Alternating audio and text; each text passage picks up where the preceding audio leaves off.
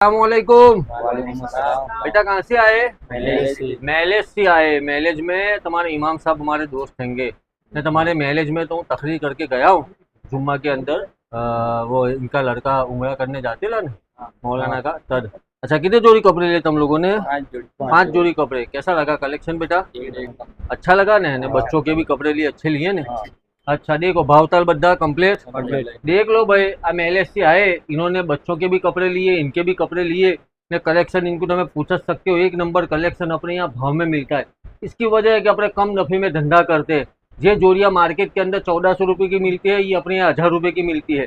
जे जोड़ियाँ market में 1200 रुपये की मिलती है, अपने यहाँ 850 900 रुपये की मिलती है। तो जे जोड़ियाँ मार्केट में 1000 की मिलती है, ये अपने यहाँ 700 750 रुपये में मिलती है। बद्दी जात की वस्तु अपने रखते हैं, ऐसा ना समझो कि भाव बढ़ाया ना। हर जात की जोड़ी अपने यहाँ है। तो इसके लिए मैलेज वाले तो आओ गए। मैलेज के आजू बाजू कहे गाँव आएंगे?